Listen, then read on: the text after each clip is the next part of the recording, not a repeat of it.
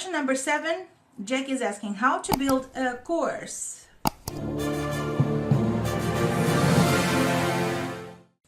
Building a course is same as building a successful fashion product. You follow the very same steps and you will have a great course. There are several steps to building a course. Step number 1 is defining your target audience and your course objectives. Who are you going to teach and what results do you help your students to achieve? Those are 2 very important questions to answer.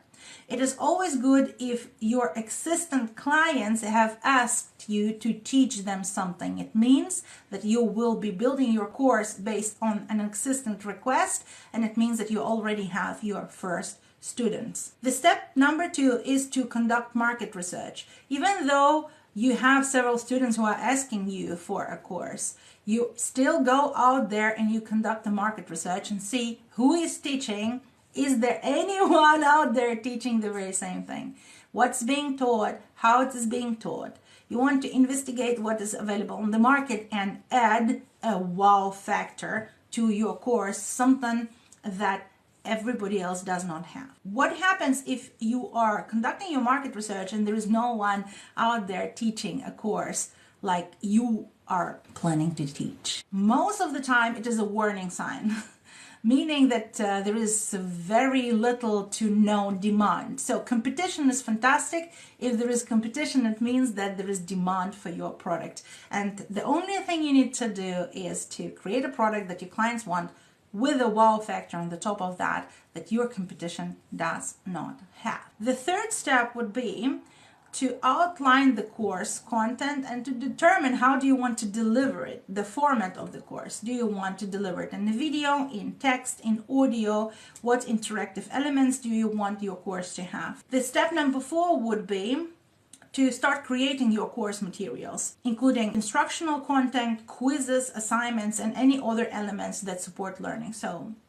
our courses have videos, have quizzes, and have a lot of exercises in them. Make sure to split your course into easy achievable steps that can be celebrated. Students enjoy a course more if their gratification is, if not immediate, then at least not delayed by way too much. The next step, number 5, would be to decide whether you want to offer your course on an existing course platform like Teachable, Thinkific, Udemy, or outside of such platforms. An advantage of a platform may be the authority that you leverage while publishing on an established course platform, and it may be some tools that this platform helping you with to generate traffic to sell your courses. I myself prefer to have my courses or our courses outside of such course platforms.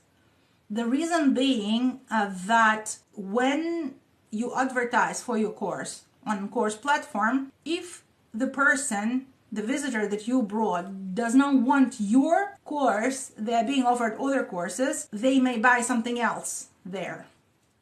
Once your visitor that you have spent marketing budget on comes to a course platform, they're being shown your course, but also courses by other people. So they can actually choose to go for somebody else's course.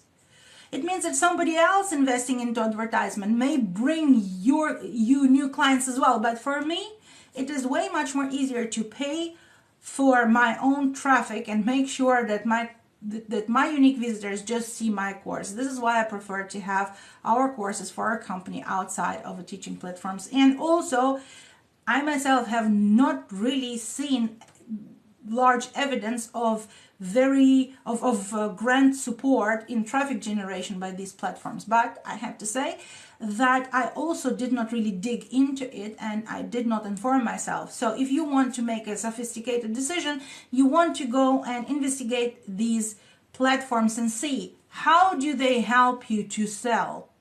Do they help you to sell? How do they help you to sell? Will you be better by being there? Can you say, oh, I don't need to do any advertisement anymore because they bring me clients? This is the perfect world scenario.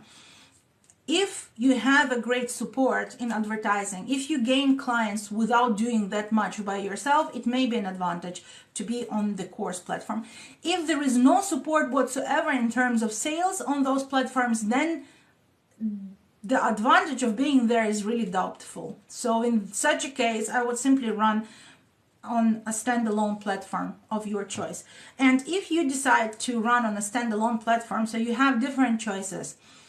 There is a simple choice and there is a more complicated choice. And I always recommend to start with the simple choice and the most cost-effective choice. So a most cost-effective and simple choice for you to start with your first course would be to place it into a Facebook group and use the guides, this learning guides as a presentation units of your course. Then all your students will enter the group by answering the group questions. Prior to that, they have already purchased the course, and they will need to pay for the course outside of the Facebook environment. Facebook environment will be just the environment where they learn.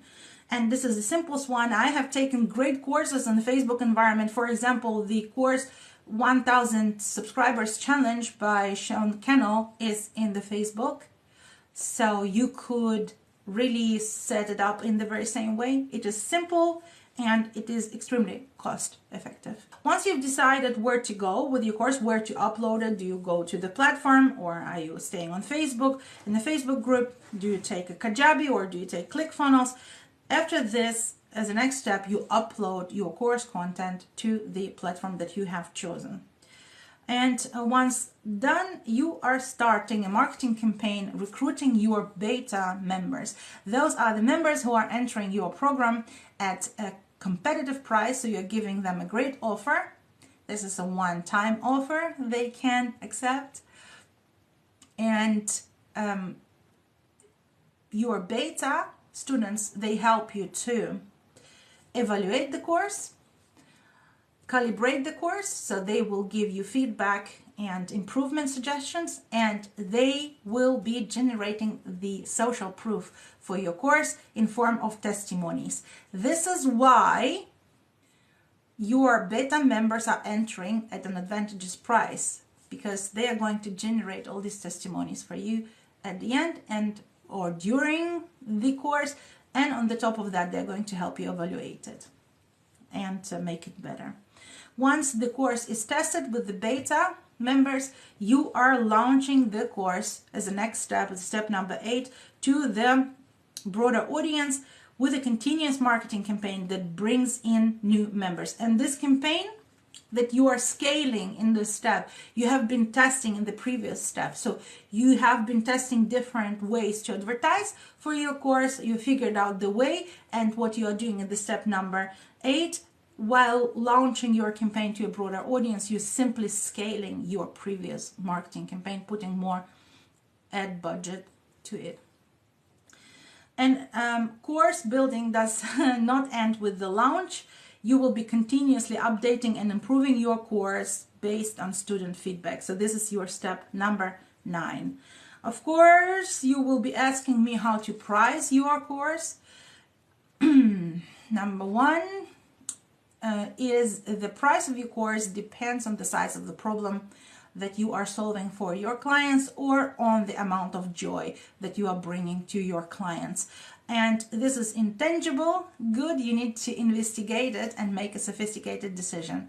You always can see how much does it cost you to deliver the course in physical components and in your time, and also how much do your competitors charge for comparable courses. So these could be your can be your input.